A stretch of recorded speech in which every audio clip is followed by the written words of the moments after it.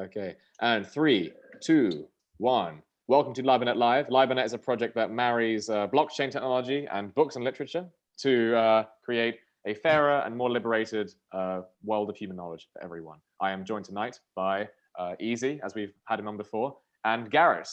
Easy, hello, baby. guys. What it is? How you guys doing? Doing good, doing good. Awesome to be here, all thrry together. Should be super fun. No doubt. Thanks for having us, James, man. Appreciate it a lot. lot. No worries at all. No worries at all. Yeah, it's I mean, it's been so nice, like seeing like sort of spring creep up. It's just like we get. I mean, I don't know what it's like for you guys, but like just having that kind of heat come back and the longer days, I'm like, yeah, this is what. I was just out skateboarding a moment ago, and I went and forgot that all the stores were closed because I went to the store yesterday to get some freaking new shirts, and basically the line was out the door. So I stashed my clothes that I found behind some pillows in like some weird section of the freaking place that nobody would ever find. So I went back today though, and I forgot they were closed since Easter, but I was out skateboarding and the weather is gorgeous, bro. Yeah. I was out there shredding, just like the gnar, just getting after it in the streets, just nice, having a good time. Yeah, the weather's gorgeous, man. You gotta love when spring pops like this. Yeah, out in Cali, it's pretty sweet. My blood is thin from so much time down in Costa, so I'm usually like bundled in like many layers of thermals and sweatshirts and then like down and wool. But yeah, I've been able to shed the layers and just soak in the sunshine. Even, like after the sun goes down, it used to just be boom, you were cold, but now it's, it's lingering. So I'm super stoked to be able to, get some nice outside time and have that sunshine back. No doubt. It's nice. I mean, it's nice to work outside on anyway, like sort of, getting the laptop. I mean, me personally, I have a sort of patio and sort of being able to sort of do all this stuff, like, but not just being indoors, because here I don't get too much light. It's a lovely place I have, but I don't get too much light, and it can be a real setback. So being able to do it outside is just like, it's just lovely, and just sort of working on stuff that you guys are working on, like sort of, crypto writing and all the rest of it. So you guys are working on a project called Cipher, as well as Easy being very, very involved in what we're doing at Libernet.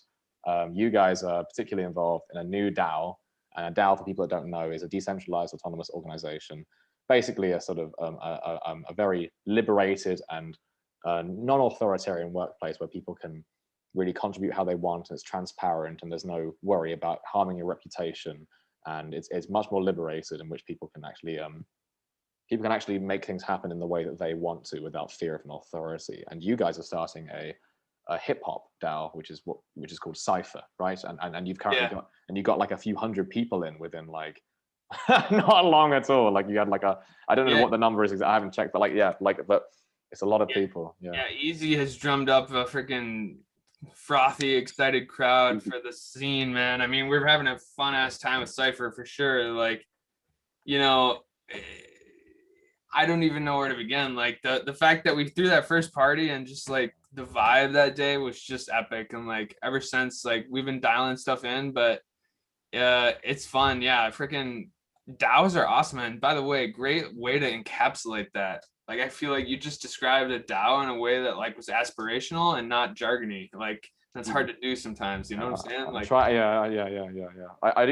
try my best to explain things like sort of coherently, and also like with content, rather than just, as you said, the sort of jargon or whatever. Yeah. It's so easy to get the crutches in crypto because there's so many jargony shit, because we're on this different like level though, like in some respects. Like I'm not trying to flex. I'm just saying like crypto is so next level in the respect that like you have these unlocks. You know what I'm saying? Like freaking exclusive access to stuff. That potential in and of itself is game changing, and there's so many other wrinkles. But DAOs are dope. Like you were talking DAO game before, James. Sorry to derail you, man. What's up? No worries. I was just saying that it's so interesting. I mean, of course, with this is where we're going to have a lot of people going, what the fuck are you guys talking about? So like there's a real sort of, I mean, I think one of the best stresses we can do is sort of people that putting their faces up in the public is sort of explain it to people and be like, okay, this is what it is, because I think people will benefit from like Dude, from DAOs, getting on this, from getting on even DAOs, man, even DAOs, dude, DAOs all the way down, man. I mean, DAOs are basically like this new organism. It's not an organization. It is a freaking like thing that you spin up into the world, and it exists because it is, you know, like the thing about like you throw on decentralization and stuff, and like to me the most gangster aspect of it is like it's unstoppable.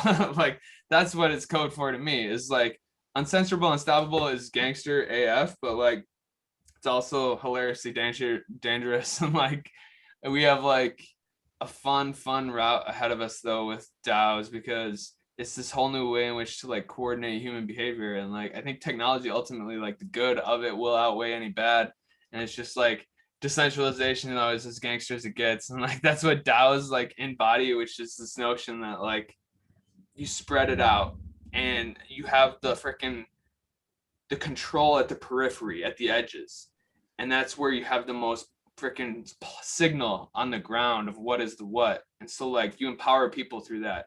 That's like what DAOs do, man. Decentralization's gangster, man. I just freaking like love waxing on it, because although it's a buzzword that like gets thrown around so much, like it's really kind of like an important primitive of like society. Like really decentralization, bro, is critical to like markets. Yeah. And that's what we're doing, is unlocking new markets in like all sorts of respects. I mean, so I know we're jamming down this Cipher path. We're talking DAOs, we're talking decentralization, but yeah, James, like reel me in, brother. yeah. I mean, yeah, I'd like to know more about what your mission statement behind Cipher is, because besides the fact that there's decentralization. Word, yeah. Space of it, yeah. Well, I didn't even exactly explain even what we're doing, man. I mean, we're building like the TikTok of hip hop meets Bitcoin is what I spit to the normies. Okay. So I'm trying to just relate that like we're building this DApp. It's this decentralized application that it makes automatic beats. You hit generate beat till you like what you hear, and then you spit. And you sell AI generated, you mean? AI generated beats. Yeah. Easy told me. Yeah. Okay. Yeah, we're getting crazy with some technology. Right now it's like a randomness, like tonal engine that boy James made, which is sick. But like we're training the output of that with like machine learning AI stuff, and that's gonna kind of inform the music and make it like this living learning music machine, which is dope. Yeah. But like we're still like in the early stages of that, but it's still sick. Like it churns out some dope beats, and like you as a user own it, and you can sell it, and you can do whatever the hell you want with it. It's just that like you mint it on Cipher once, and those are the tokens that will ever exist. And Mint is turning it from just a piece of content into an NFT. So it's Mint like you do in the physical sense, but instead it's digitized. So you create it into a form, rather than just like a JPEG. If it was an image, you turn it into something that involves private ownership and involves sort of artificial scarcity. So people, so there's a real sort of legitimate form of ownership in a social currency sort of context. For sure, bro. And like what I always try and remind people is like when you mint something, it's a hello world moment. Okay, you just hit publish on Web 3.0, bro. And so that means something. That means like you just put a work out into the world and established a story behind it. You establish provenance, this freaking origin, this timestamp on a freaking nuclear grade resistant database, which is blockchains. Okay. So essentially like, yeah, minting stuff is cool because it's like you're blogging for stuff, digital artifacts that you get paid for, maybe because the internet's weird. I mean, like I'm trying to like hilariously just like grasp at like where we are in NFT land and how it can relate to the normies.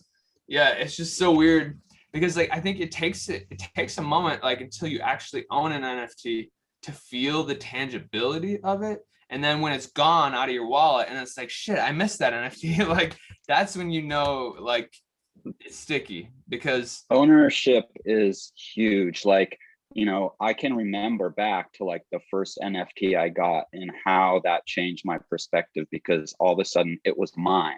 I was the only one that had control over that and ownership of that, even if other people owned other editions. And I was like, oh yeah, this is cool. This is mine. It's in my wallet. I can just appreciate it. If it was a gaming piece, I'd be able to use it. If it was a wearable, I'd be able to throw it on. I can always resell that and list it up on the market. You know, in the case of Cipher and a lot of other like, you know, music and art NFTs, there's royalties baked into that. So you can choose if you want, you know, 5, 10, 15% royalties on the resales, and that's in perpetuity. We're talking generational income. So that's another huge aspect of this. When you take something and you tokenize it on the blockchain, not only are you like making a solid statement there for your art or your music. You're making something that is, you know, historically it's timestamped there, it's immutable. And then you can offer so many other things. You could offer through the ownership of that NFT entrance into a virtual club or a real world event, or be able to drop those people, you know, some kind of other tokenized item, whether it could be a wearable or, you know, just a collectible, because people, you know, I've always been into collecting stuff since I was a kid, you know, whether it was like a cool rock I found or a concert stub. So it's just, it's ingrained in us to kind of like collect memorabilia. And I think that's sort of been lost with the digital age of just everything everywhere for free, unlimited kind of ideals. And so this real ownership is value. Yup, man. Yeah, I'm telling you. What's up, James? What's up? I've got 2 points to make. So the first one is that the reason memorabilia is the reason we can take it to the digital space, and because it's so empowering, is that it's the blockchain is like you said, a nuclear grade technological sort of, I don't know what you call apparatus, it. bro. Apparatus for sure. Good. Massive apparatus. Good word. And what it does is it timestamps. And what it means is that you can see every single transaction made of every single major or minor NFT. That is what makes it so. That's what legitimizes it in a way that the physical world already does. The other thing I want to sort of say is when people hear about ownership and they see it and they sort of hear about things being for free, and then saying, oh, but we want to privatize it, they might think, oh, that's bad. Why can't things be free?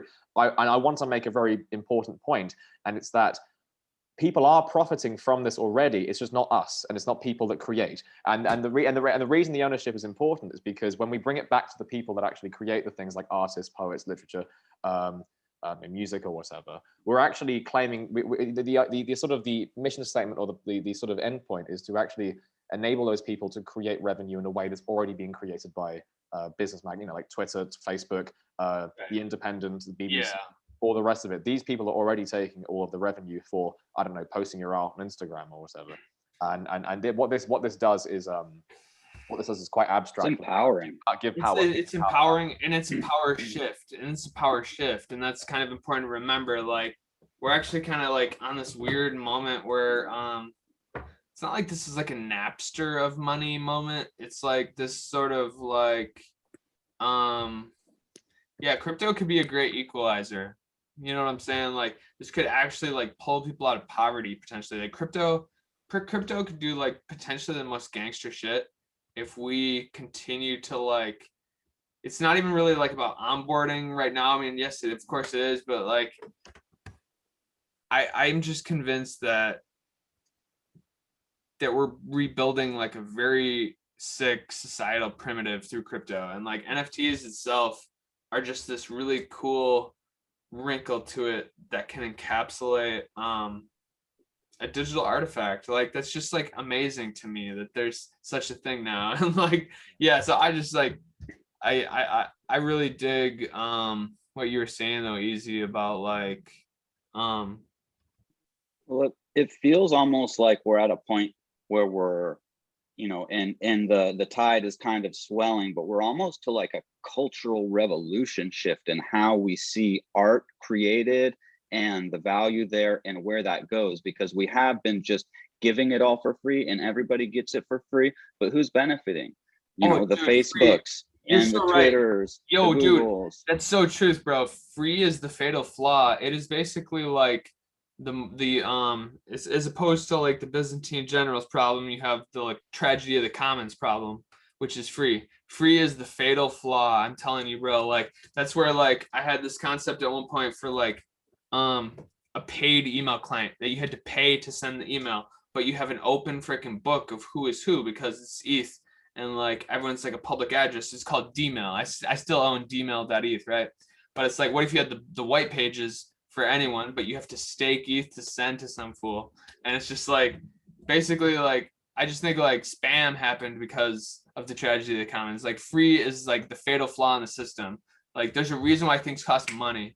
And so like the internet came up, it cropped up in the 90s, and the freemium model, man, just like has destroyed worlds though in terms of privacy and like breaches of trust and all the things that these platforms have done that have really just like proven out that decentralization is clutch.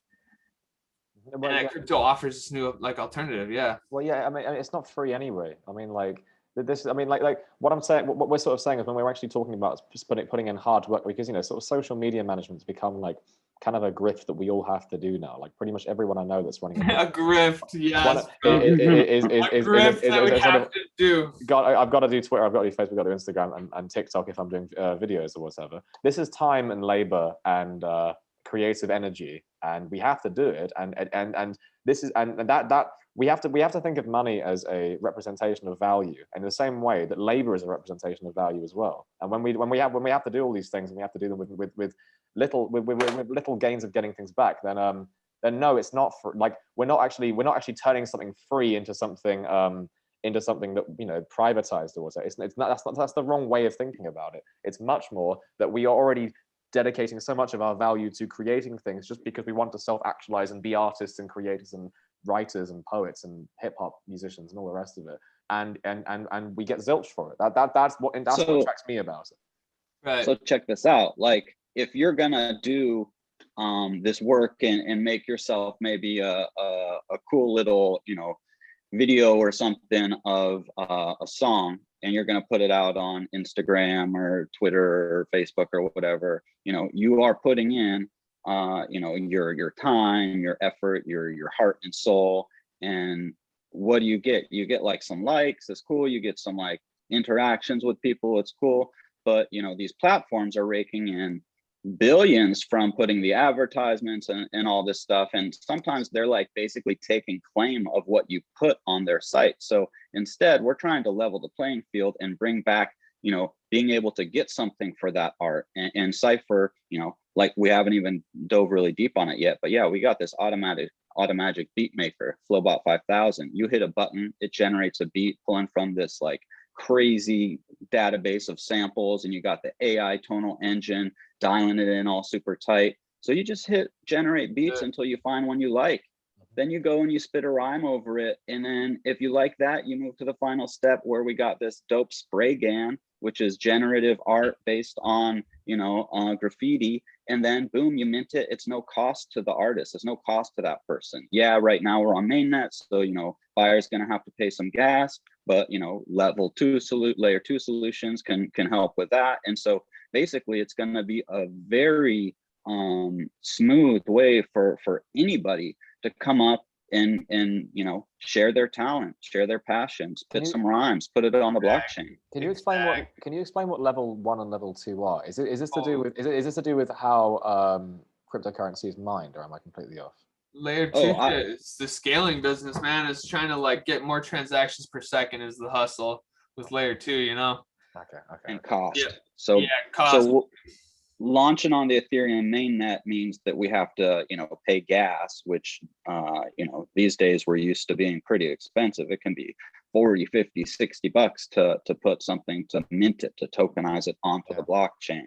So layer 2 solutions, most people that are in crypto are familiar with Polygon, which was Matic.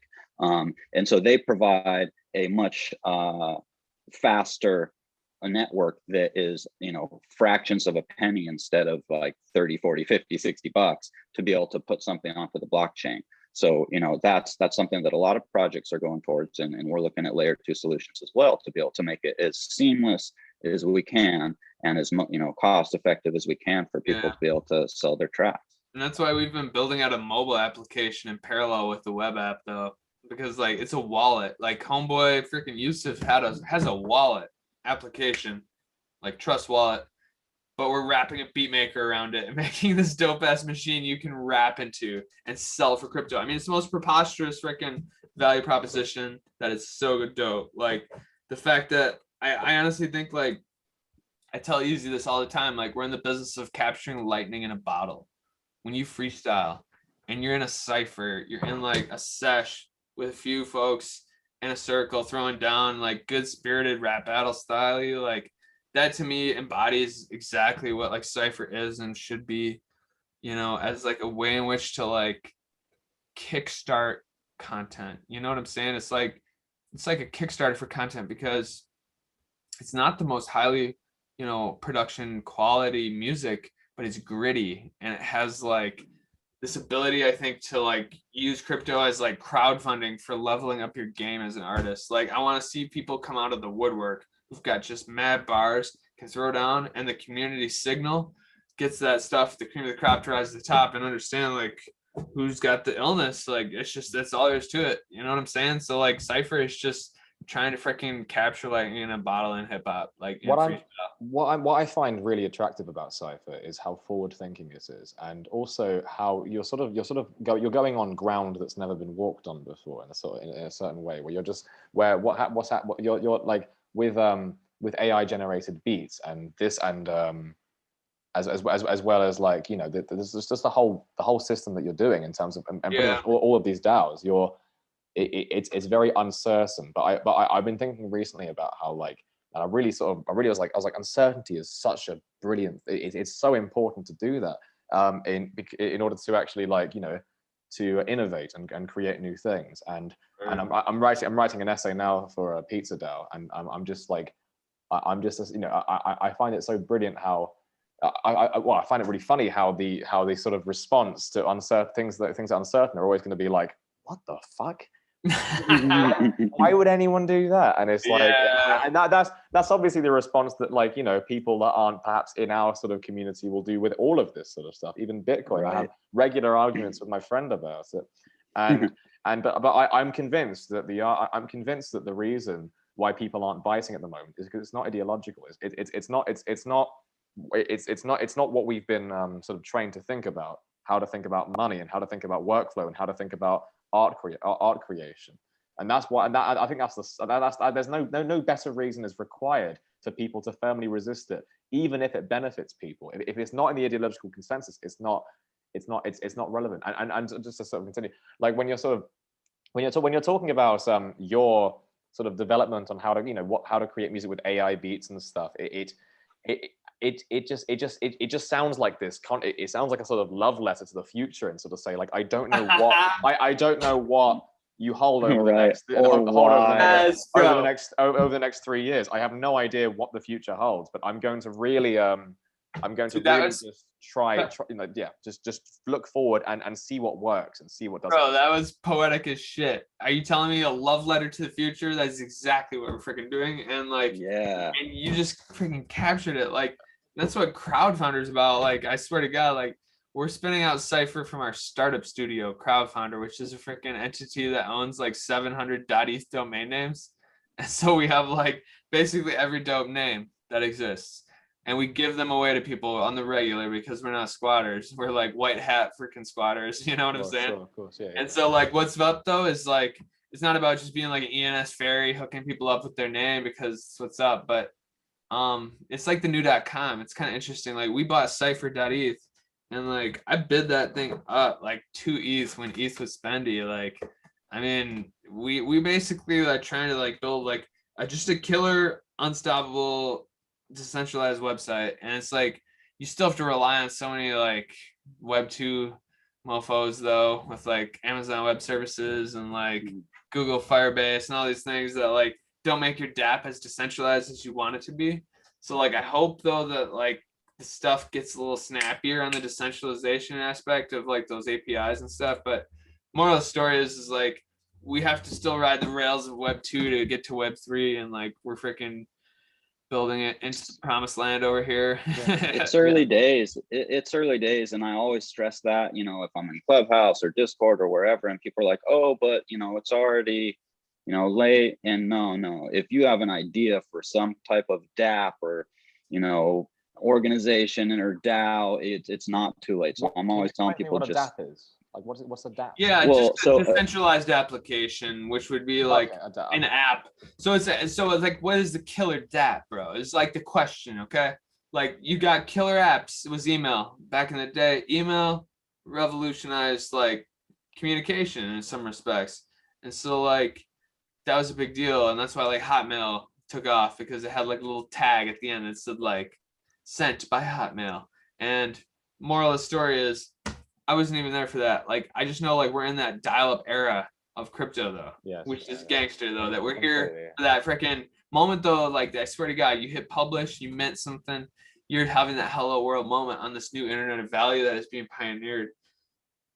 That's dApps are the new apps. They're decentralized, so you have power. Yo, so you can own shit. Yeah, bro. dApps are like the social application layer, bro, that gets you able to interact with the internet of value. Okay, that's what a dApp is. It's like it's just an interface, but it's also like ideally, in the idealistic sense, it's a protocol, not a company that you're interacting with. You know what I'm saying?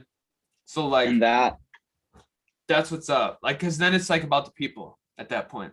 Yeah. And it's not just a technology hard on. It's about empowering freaking people. Yeah.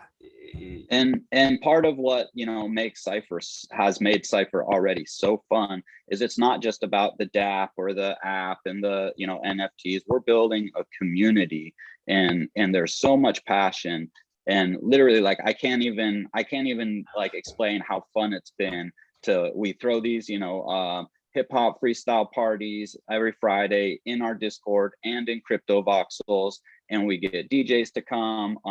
You know, we'll be having some, you know, maybe headline rappers come and spit some bars over the Flowbot, the Cipher beats.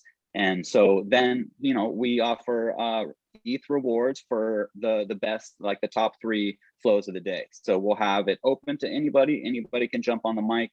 We'll throw down one of the Cipher tracks and they can just freestyle.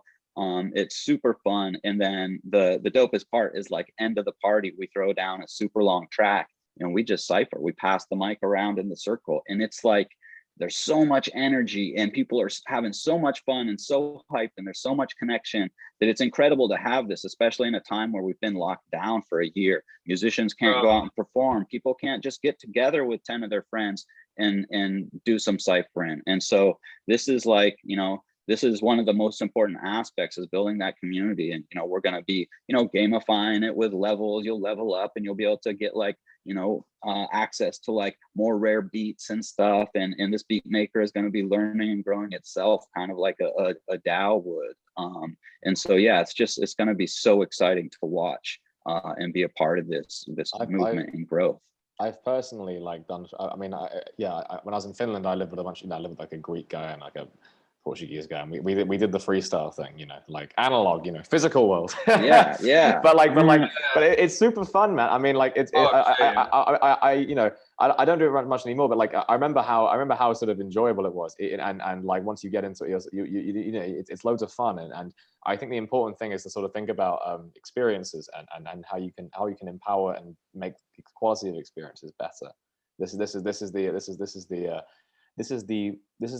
think for me, this is the crux of why these things like cryptocurrency, NFTs, DAOs matter, because they are better tools to enable our experiences. And the problem that we have in society at the moment is that the tool has become the experience. So it's not about cryptocurrency being a better tool in order to, for example, get like an experience. We now see the US dollar as the experience, and we say, well, it doesn't matter how cryptocurrency works. That doesn't seem to make sense to me.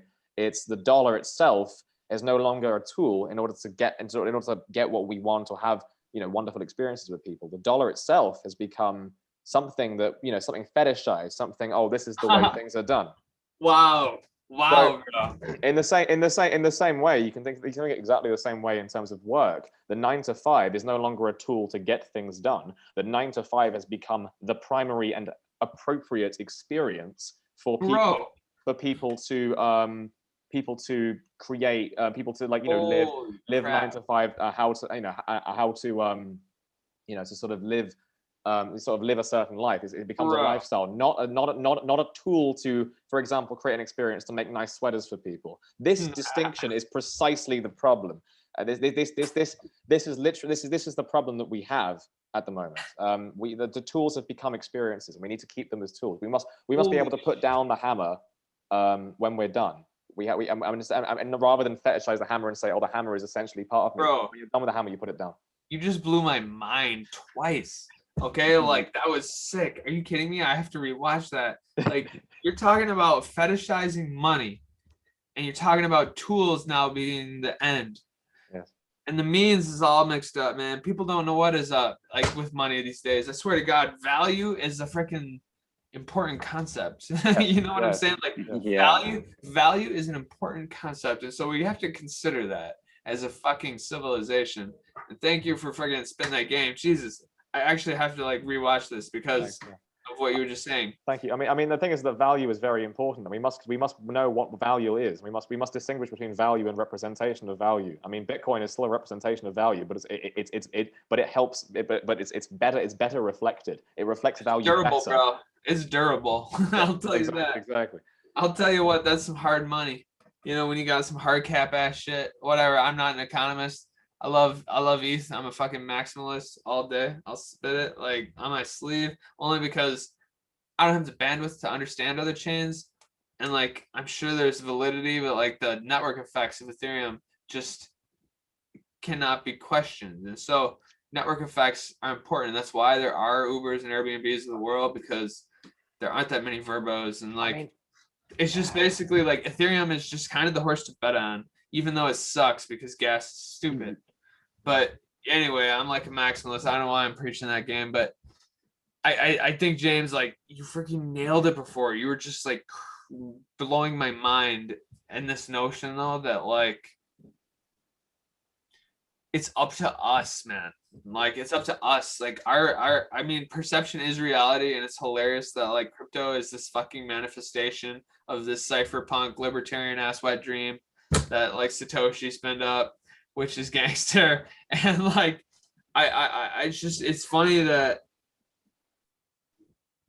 it just comes down to such a basic thing. Like the perception is reality thing is very real, but like the notion of value, like you were touching on before, just being able to distinguish. I mean, the thing is what I'm trying to say is that we have to distinguish between what is useful for us and what is like useful. Utility. Let's give me some utility over here. Well, I mean, what I'm sort of talking about is when we're doing things like, you know, creating NFTs for Cipher or anything like that. What we're doing is we are sort of creating tools so as to get great, you know, to sort of have great experiences together. And experiences are sort of, having those experiences are sort of, they're difficult to actually quantify. But that's importantly, that's the end goal. We get confused when we sort of think like, I don't know, another example is, I would sort of say with the calendar, for example, you know, we have a calendar to help us organize time, but when we start relying on the calendar as the experience, we then get mixed up as well. Which also adds to why DAOs are so effective, because people can work naturally. They're not succumbing to a calendar in the same way.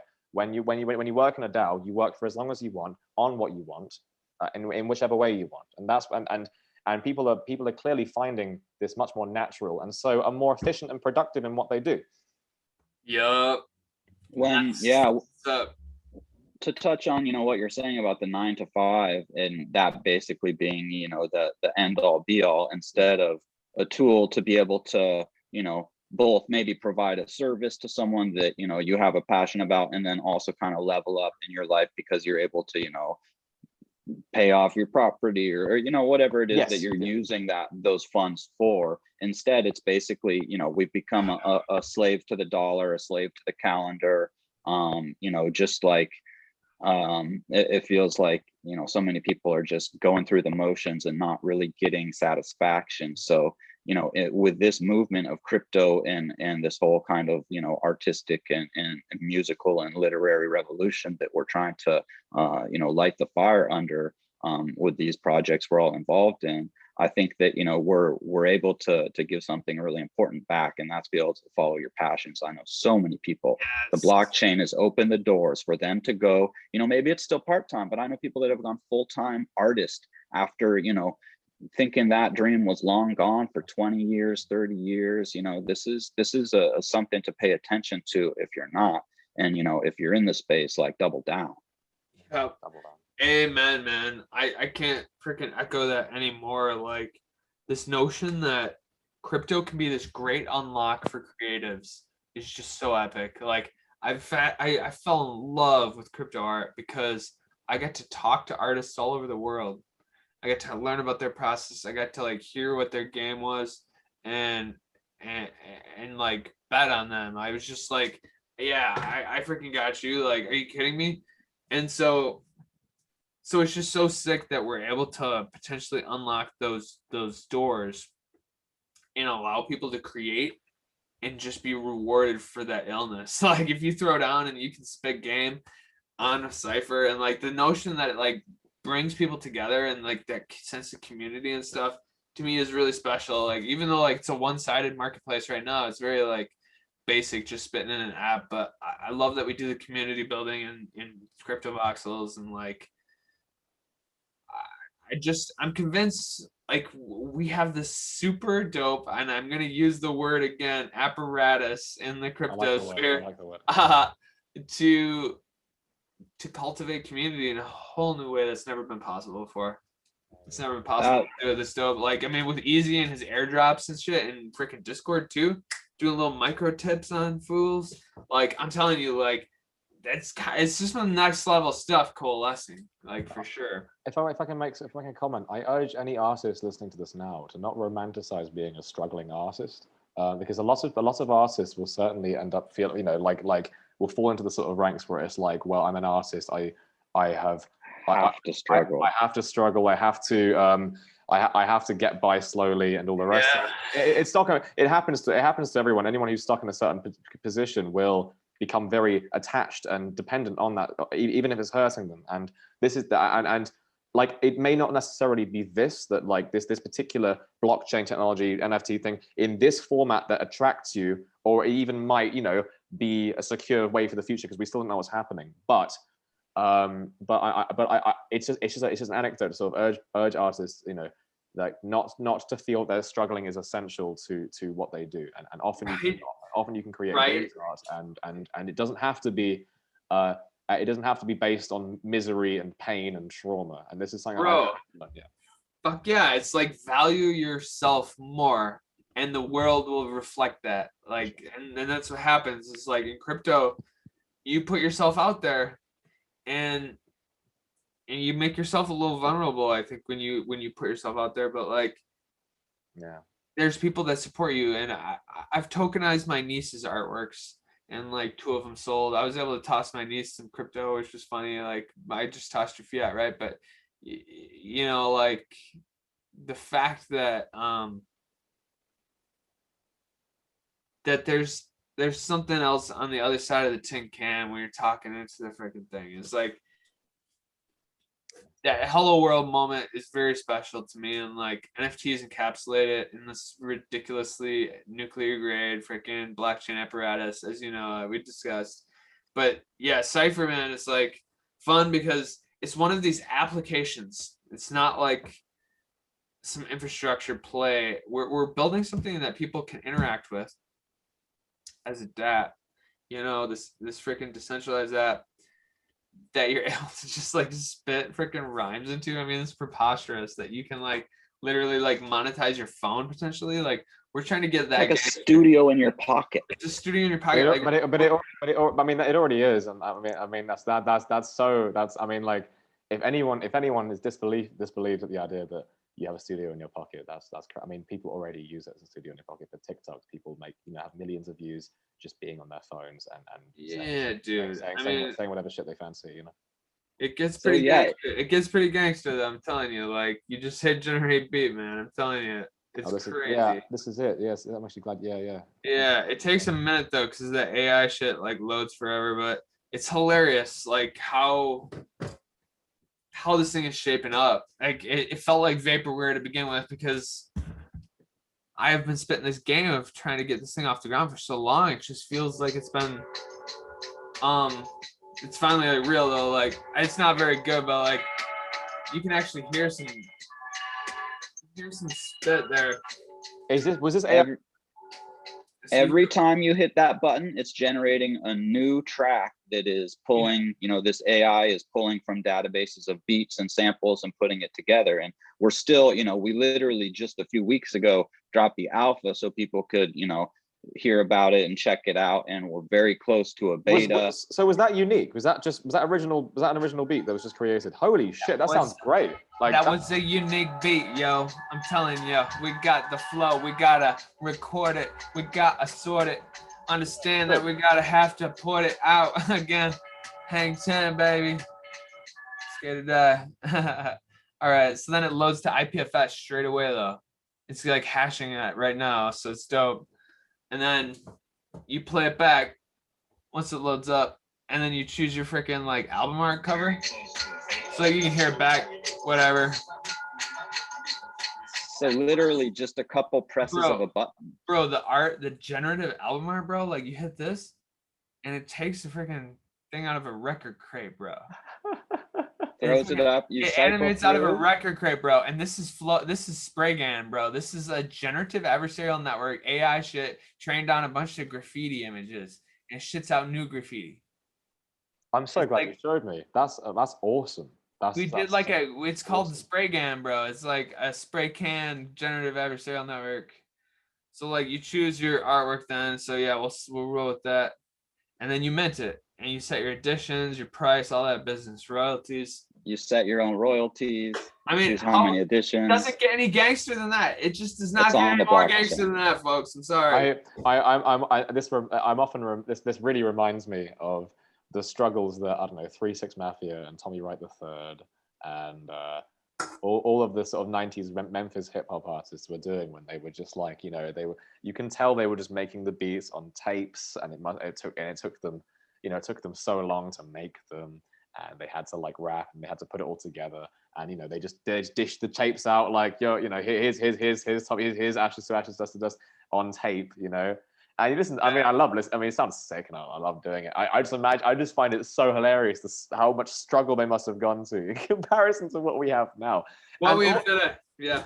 And that's the thing. I mean, and the thing about one thing that sort of drives human beings, I think, not to be essential, but like one thing I've noticed that really drives human beings is sort of the need to sort of have to sort of solve problems, I suppose. And what I'm interested in the sort of problems that we're going to face in the way that in the sort of the attention space that they did, like they had these problems to solve. I'm wondering what the problems that we're going to have are in regards to this. I mean, first and foremost, I mean, the thing that you guys probably have is like, we're still at the dial-up stages, and we're still trying to legitimize this whole thing, and above all, legitimize cryptocurrency and give people freedom, basically, which is what I think this is all about.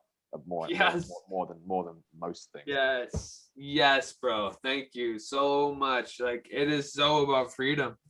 It's about freedom. I mean, like, I sound like some friggin' stupid American right now, but it is about freedom, baby. Like, you gotta freaking think about the individual and their journey, and like how we can just try and unshackle ourselves as a friggin' species. And like, crypto is like the most ridiculous freaking apparatus that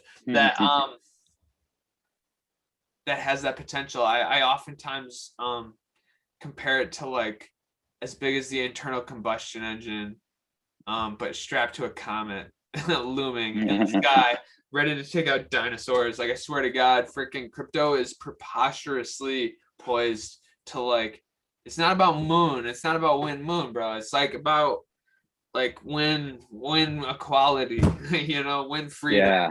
Win freedom, baby. Like, that's why like my freaking conference next week, bro, we're at Diffusion on Wednesday. It's like demo day, like Y Combinator demo day for freaking Outlier Ventures, this accelerator, the program that we're in. So these bosses are like dope as fuck. We had this awesome ass time in this freaking Web3 accelerator program, and just got introduced to their network, and it was freaking life-changing. And I think as an organization, Cipher is going to prosper, like, in some respects, thanks to that. And essentially, what's gonzo, man, is like, I forget where I was going with that. Okay. I'm tripping. Well, it's so like, talking about freedom, and we've been talking about, taking our power back. It's, it's basically one and the same. And the blockchain, giving access to anybody that can get on blockchain, then has a way to share their story. That's been such a huge part of the artistic movement on blockchain, because we're making connections with the artists, because you're not buying through some, intermediary, some gallery or something. You're actually connecting with these people. You're getting more of their story. You're getting more intimate relationships. You're getting more unlockable content and all these things. And then they're empowered to be able to, you know, share more deeply and then actually benefit from, you know, primary sales, secondary sales. It's just a whole new world. It is. Yeah, this is exactly what we're doing with Libernet as well. Like, you know, the ability to artists, the ability for writers, you know, and authors and art, you know, and novelists and comic book writers, all to share their story and also be able to see who's telling, see who's listening to their story. That's the whole, you know, they'll be able to have it, that they'll be able to see who is reading their story, and will be able to create just generate contact with them. Bro, that's sick. You're telling me you jam with like comic book writers and stuff too? Well, I mean, yes. I mean, we have Eric, who's writing a comic book. So far, we haven't. So, I mean, we're still in early stages with this, you know, which is exactly why we're doing the podcast and documentary now, so we can actually document the process and give awareness to this. But yeah, we have a few writers at the moment. I think don't be easy. We have I'm one of them, and then we have Eric, and then we have and then a couple of other guys. And I don't want to say too much, to like in case I'm divulging information they want to keep secret. No, you're cool. Yeah, but yeah, we're working on, like, I think we got maybe 4 or 5 of these, you know, of writers that are going to be in maybe this first release. And I think it's so important to give, you know, we talk about this freedom and stuff, that everybody has the options to do this. So I don't care if you're like in theater or dance, the metaverse has space for you, right? Any type of author doing, you know, graphic novel, comic book, sci-fi, you know, like scientific literature can benefit from this because of the timestamp and immutability of the blockchain. Like, there's so much importance here. And then there's, you know, you get all these, all the literature on the blockchain, and somebody can't just come along and say, we don't agree, we're going to burn all the books in this library because the library is on chain. You know, so there's a lot of important aspects that I personally think this is addressing. I mean, Birdman. Well, I mean, the one thing that sort of strikes me is, I was talking to someone about this who isn't in this world at all, and they said, like, you know, why can't I just read a real book? And that is a question that, like, I do think about, and I think about answering. And my main sort of approach to that sort of question is like, it isn't just about like reading a digital book. There's literally so much more to it than that. And I mean, Dylan sort of mentioned in one of our chats about someone agreeing with him that the belief in the hyperreal returning back to the real. And I do believe, I believe that like blockchains is going to start out online, and I'm not necessarily sure if it has to stay online. I think there's a chance that we can incorporate blockchain into sort of physical objects. I don't see why blockchain is exclusively a screen-related thing. I think but it's not, bro. Physical. People are already going physical for sure. He's going object permanence on my ass over here. Yeah, bro. Yo, bro, like, you know what's up. So you know, digiphysical is like this concept that nobody knows what it is. Please, explain. Digiphysical. Yeah. How do you unpack that? What does that even mean, bro? It's like, so do you have like smart objects, which happen to be goods that like are either an option on a good to be able to be like, you know, it's about like, sometimes like time is money, man. So like Amazon Prime has proven one thing out, that the time is sort of money. One day shipping, Prime, bro, for free is stupid. Like, their like economy of scale and like the level that Amazon is at is like so next level. But d-commerce and distributed commerce might come down to like smart lockers. Like, we could actually have like public like locker pools that like enable commerce in a new peer-to-peer hive mind sort of way. So like I'm bullish on like this notion that we could have redundant inventories across nodes of fulfillment motherfuckers who are like in a certain hustle, you know, in a certain category. Like, you could start with sunglasses, bro. I'm telling you, like, I'm digging like sunglasses because, hey, I've got some really boss ones, bro. Check these out. I just like, broke a pair of these though. Last night I had to buy one, get one. And so, so I'm telling you, like, burners, bro, like shades are the perfect product for distributed commerce freaking operation, because you could summon these up. Like, I'm talking like there's fools who are like 3D printing sunglasses and stuff, but then you pop in a lens as long as it fits to the form, right?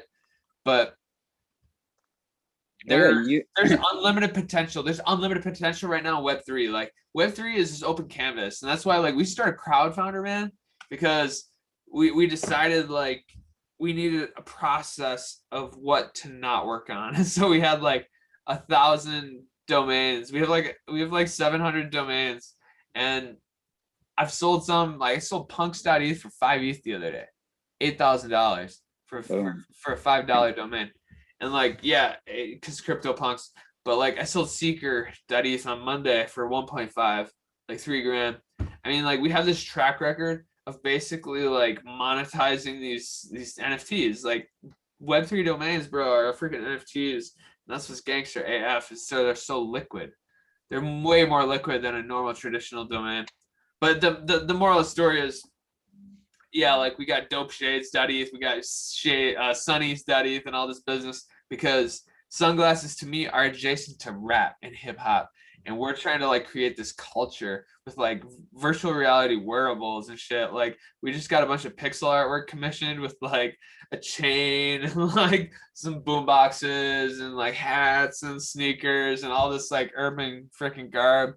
Like, we're dropping freaking these digital artifacts onto fools who are like first edition buyers on Cipher, So like, we're gonna like make it rain on fools who like start buying ciphers just to like make it even more fun to freaking get in early. That's one of the things about NFTs, is you can offer deeper unlockable content, secondary rewards to someone that holds a token. You can have token gated content. So I like the idea of like those lockers. If you own a certain NFT, or if you hold a certain amount of tokens, that you would be able to get free 1-day shipping from, this goods place, because it's basically a key to unlock a service or a space.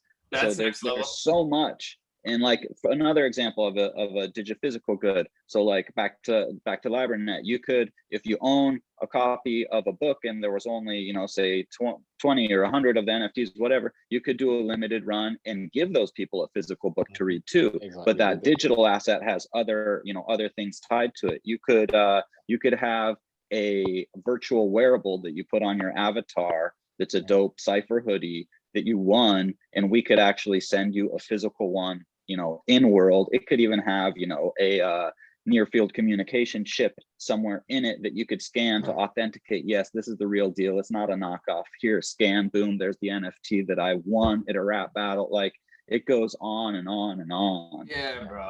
This is the distinction that we really ought to make between, like, I don't know, potential and proof. Like with this, there is so much potential that things. Well, but there's some proof of the pudding out there, though. Oh yeah, of course there is. My point is that we don't know what's going to happen. I mean, of course, there's proof. But my point is that we don't know what's going to happen over the next 5 to 10 years. But that's where all the magic is, and that's why. What happens in the next 5 to 10 years? That's what I sort of mean. Instead, maybe proof is the wrong word, but just sort of like certainty. Oh, this is what the things are going to look like. It's actually what we should really encourage is, rather than people go, oh, it's a bit risky, to go, no, swim in the riskiness, swim in it. Well, you've got people from like L'Oreal talking about making, skins for, basically makeup in a virtual world. You've got companies like Atari diving in head first. You've got, the Mark Cubans and the Elon Musks. If they're all on board, and all these major corporations are either getting into like NFTs or crypto, even just for back end stuff, because it's better to run their systems on, I think Amazon implemented basically blockchain years ago so that they could do all this tracking and basically just kill every other business out there.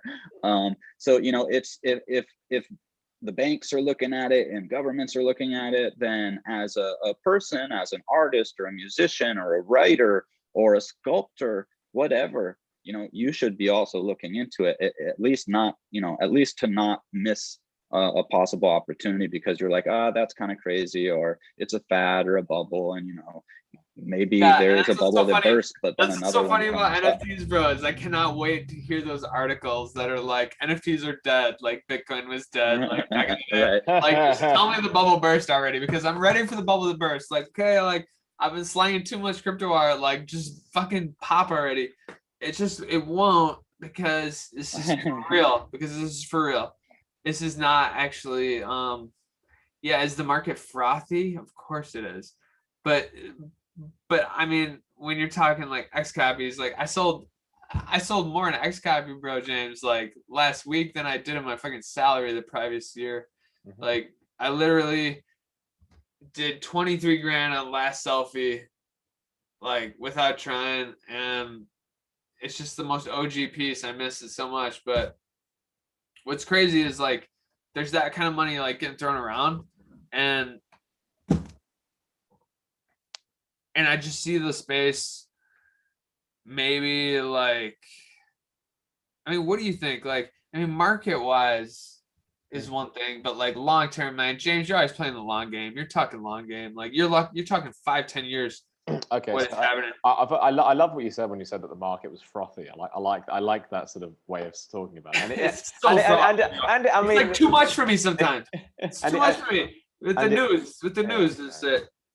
I mean, and it is. I mean, like, I think everyone's going to talk about NFTs, and then they're going to expect the sort of the, I don't know, the fad or whatever to disappear, and because and sort of be like, oh, that's the end of that. And it's like, no, it's reached attention, and people are going to be like, oh, this is what it is, and then it's going to go away, and then people are going to find more ways that it can be more long lasting. Then it's going to come back. That's my prediction.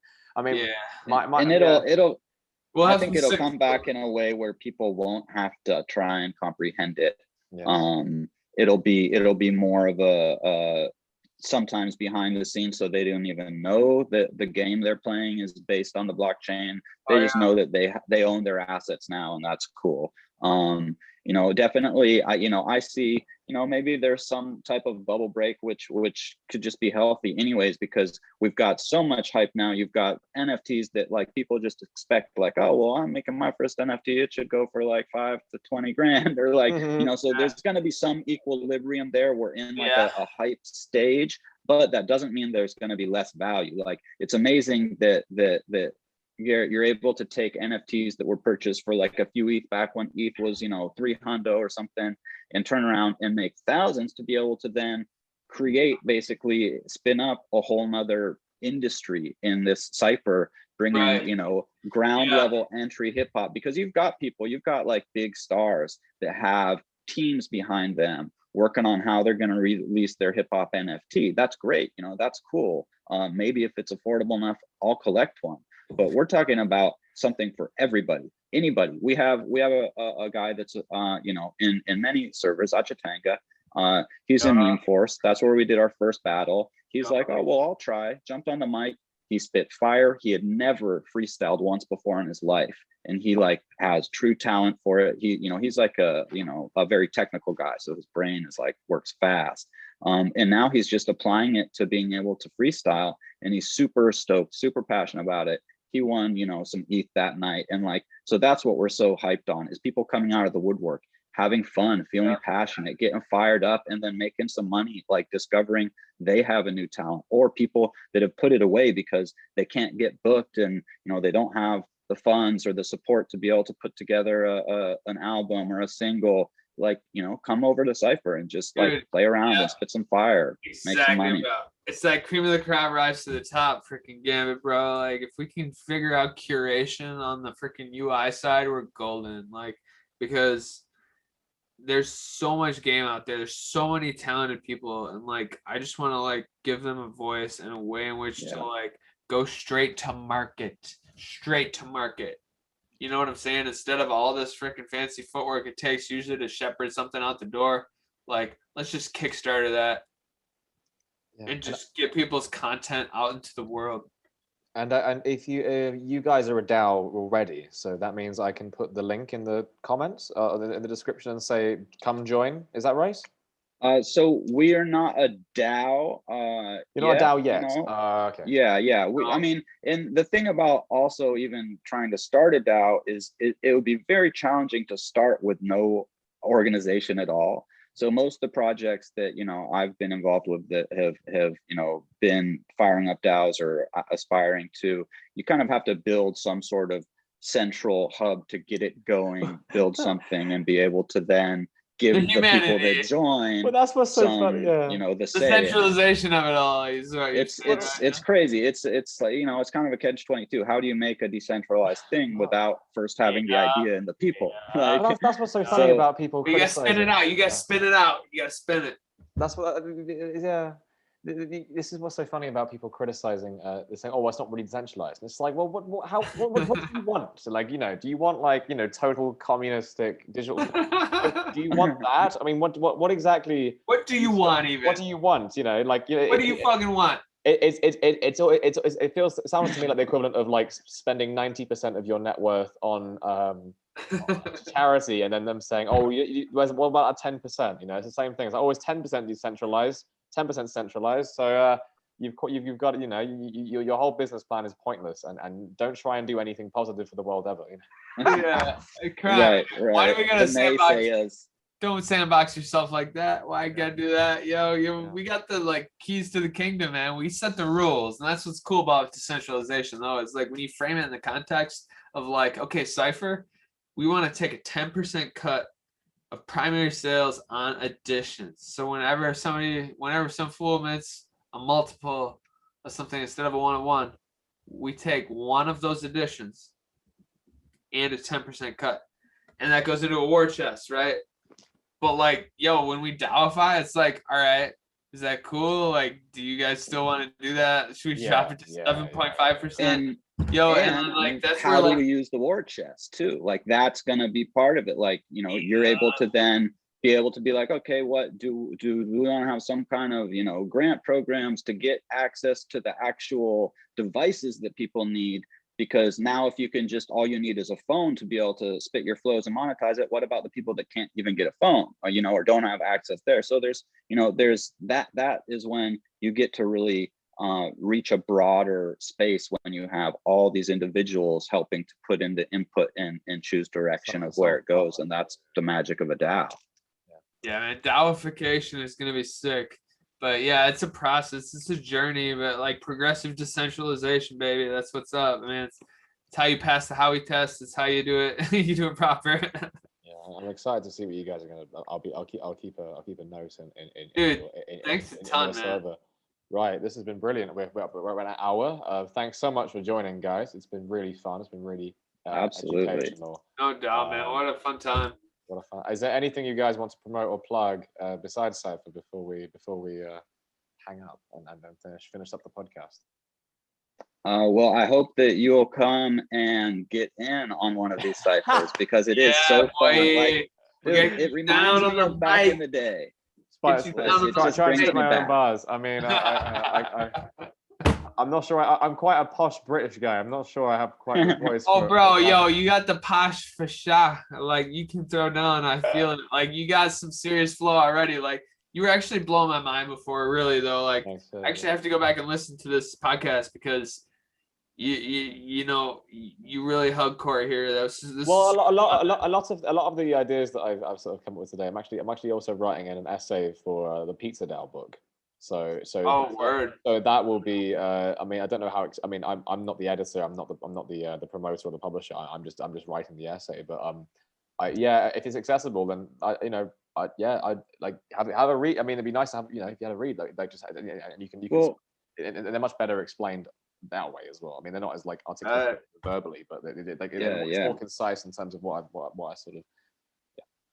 Yeah, I love the vision, though. I love the gestalt. You've got a freaking cool worldview, bro, and I really appreciate you being able to have us on and everything. So, man, yeah, thanks so much, dude, and thanks so much. I appreciate all the love. Yeah, and I definitely want to shout out DAO Records, Vandal. Been a friend and a huge supporter. I mean, what we do in this community is we support each other. So we're very lucky to have, Vandal and DAO Records as a friend, and as, you know, kind of coming on as an advisory role, same thing. Connie Digital, you know, huge shout out to the OGs in the space that have been really pushing the boundaries and just blazing frontiers and making it possible for all of us. So, you know, those friendships and the access to you know, that kind of talent and experience is so valuable for us. So, you know, shout out Connie, shout out Vandal. No doubt. Brilliant. So thanks very much for joining, and thanks for watching, everyone. Hope you enjoyed this episode. Please, if you have a query, be it on our Twitter link or YouTube, please leave a comment and tell us what you thought, what you'd like to see more of. And if you want to support the channel, then please like and subscribe and share with anyone you think might like to hear what we have to say. So thanks for joining, guys. And thanks everyone for watching. Have a great start to your next week. See you later. All right. Peace, gang.